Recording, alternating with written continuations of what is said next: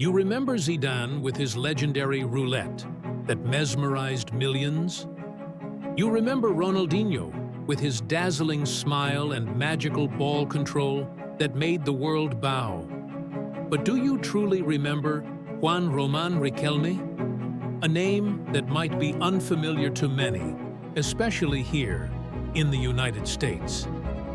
He wasn't the one with countless Champions League titles, not a global advertising icon gracing every billboard. But every time he touched the ball, the world, if only for a moment, seemed to stop to witness. This isn't just a story about a football player. This is the story of a genius, a last artist of the pitch, whom time tried to forget. But we won't. A pure football soul, left behind by the relentless pace of the modern world. Join me as we rewind time to rediscover a legend left untold. The story of Juan Román Riquelme didn't begin on pristine green pitches, but on the dusty streets and empty lots of San Fernando, Buenos Aires. There, football wasn't just a sport.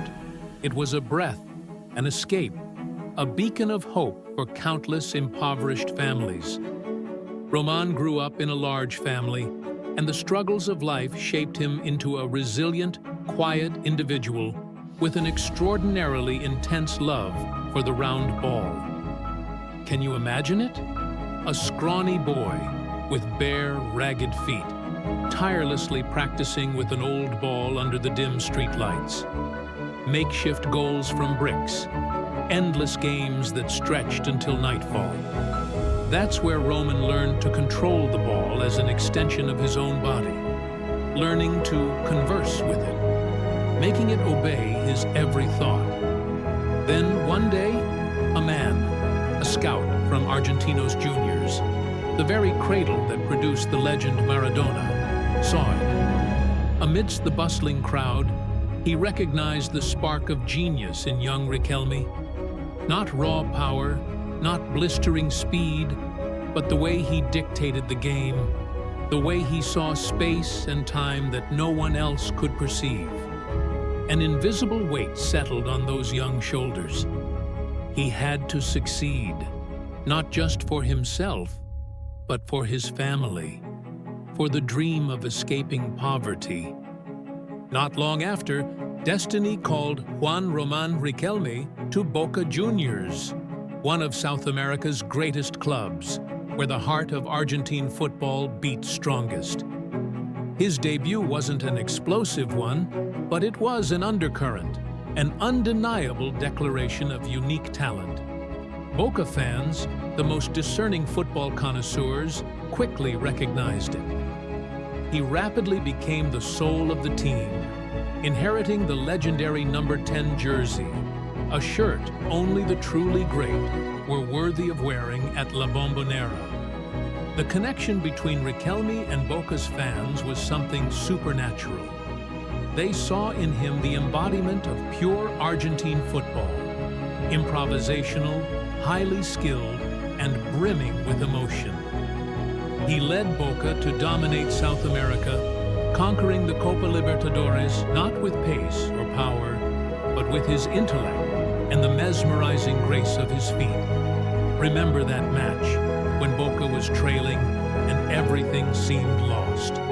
Riquelme, with just one exquisite touch, one pass that tore through the opposition's defense, transformed a seemingly hopeless game into a solo performance of pure artistry. That wasn't just football. That was poetry on the pitch. Riquelme's golden era wasn't confined to his homeland. He brought his captivating brand of football to Europe, particularly with Villarreal, a small club that penned a fairy tale story in the Champions League. Riquelme was the chief architect of that magical journey, leading the Yellow Submarine to the semi-finals, facing a formidable Arsenal. He showcased absolute control, his ability to dominate space and time on the pitch, far surpassing his opponents. Every pass, every touch from Riquelme had a purpose, like a meticulously calculated chess piece on a giant board. He made his adversaries chase his shadow, helplessly watching the ball nestled at Román's feet. Boca fans still often say, he didn't just play football, he breathed soul into the stadium. Every touch from Riquelme was a mesmerizing tango. A former teammate once shared, "When Román had the ball, everything around seemed to slow down. He saw things we never even thought of." Even a former Real Madrid or Arsenal player who faced him had to admit, it was frustrating to play against Riquelme. He owned space. He owned time. You couldn't keep up with his mind. Riquelme wasn't a box-to-box midfielder or a speedy winger. He was a classic number 10, a true enganche in Argentine football parlance. He didn't run much, didn't tackle aggressively, but he was the brain, the orchestrator of the entire game. His improvisation, the artistic flair in every touch, his ability to script the match. That's what made Riquelme. He once said, "The ball never sweats. It's always in the best position." That quote not only reflects his supreme ball control philosophy and tactical thinking, but also speaks to his calm, unhurried playing style. Riquelme didn't play for individual accolades or glamour. He played for a pure love of the ball, for his club, for his fans. His absolute loyalty to Boca Juniors, his decision to reject lucrative offers from European giants to return home, proved this. Riquelme was an introspective, quiet man, but his every thought, belief, and emotion were expressed through his feet, through every pass on the pitch.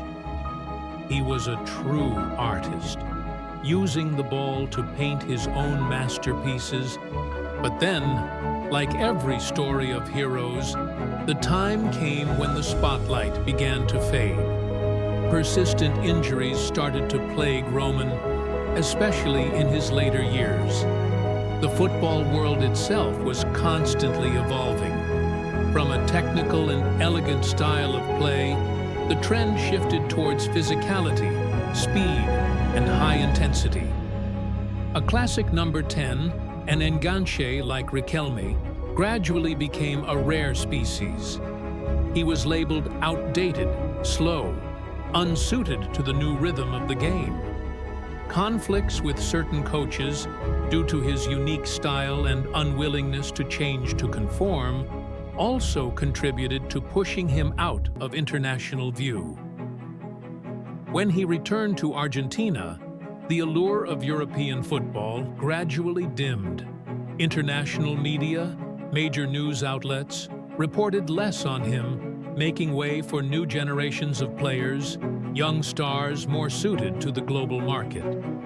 Juan Román Riquelme's name, once resounding, slowly faded into obscurity for much of the audience outside South America. A genius left behind by time. However, this oblivion was only relative.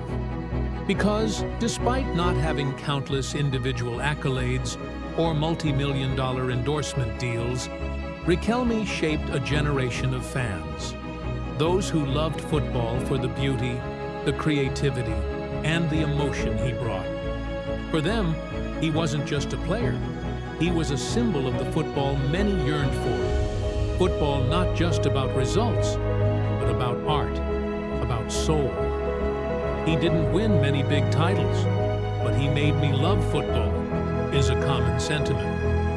Riquelme's mindset and playing style profoundly influenced several subsequent playmaking midfielders, even players he never directly coached. He was a model for reading the game, for controlling the ball and space without excessive running. A true philosopher on the pitch. For those who witnessed Riquelme play, especially at La Bombonera, they will never forget. For them, he isn't a forgotten legend, but a legend living on in their hearts. A precious gem that time tried to bury, but could not. The world might be busy. History books might omit a few lines, but we won't. We will never let a genius like Juan Román Riquelme be forgotten. Not everyone who shines brightest, not everyone who wins the most titles lives on forever in memory. But those who touch emotions, those who make us exclaim, "Magnificent," every time they touch the ball, they never truly die. They become a part of football's very soul. He didn't need countless trophies to be called a legend. He only needed a heart that understood football, a soul that yearned for art on the pitch. And that is Juan Román Riquelme, the genius that time ignored.